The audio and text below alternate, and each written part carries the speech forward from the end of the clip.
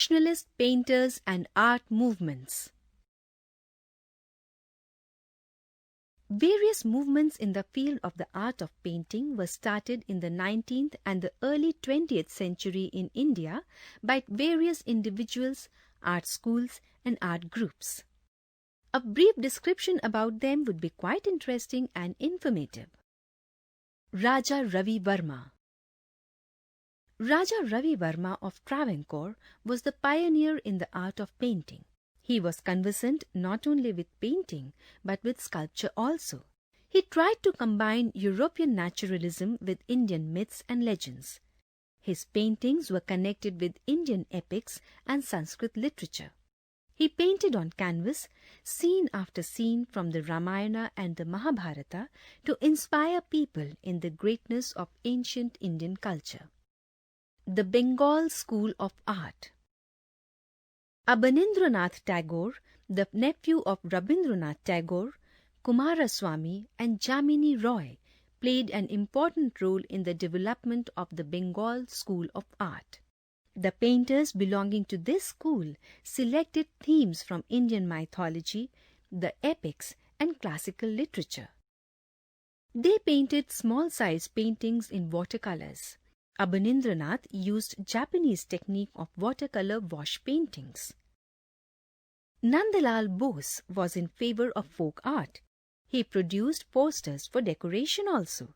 Binod Bihari Mukherjee favored Oriental art traditions. Jamini Roy depicted folk traditions in his paintings. He painted with minimum lines and bright color schemes on a plain base. Amrita Shergill and George Cate. Another art movement was led by Amrita Shergill and George Cate. They had knowledge of the modern European art, modern spirit and modes of expression. Amrita Shergill favored Impressionism in the beginning but began to follow the post-Impressionism of Gauguin. Her oil paintings were diverse in themes and rich in color. But the figures of women were thoroughly Indian. George Cate's color schemes were powerful. His style was his own version of Cubism. He used sweeping lines which enclosed diverse colors harmoniously. Rabindranath Tagore. Rabindranath Tagore set up Kala Bhavan at Shantiniketan for the promotion of Indian art, especially the paintings. He was not influenced by Bengal School of Art. His paintings were individualistic. He produced a large number of works in watercolors, crayons and mixed media. He created various forms and designs. Art in the late 30s. During the 1930s, the national movement gained momentum. The national struggle and the emergence of new economic and political forces influenced the Indian art. The new painters were deeply impressed by the Impressionists, Cubists and Expressionists.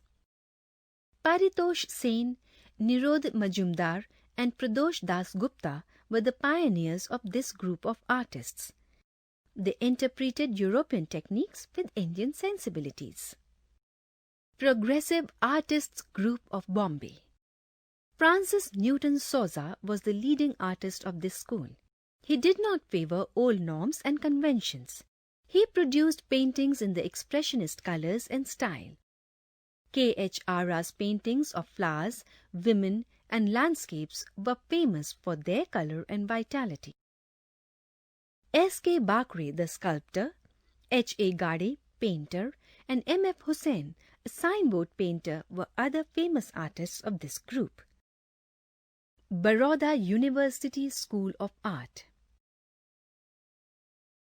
Shanti Dave, G. R. Santosh, Jyoti Bhatt, Ghulam Sheikh, etc.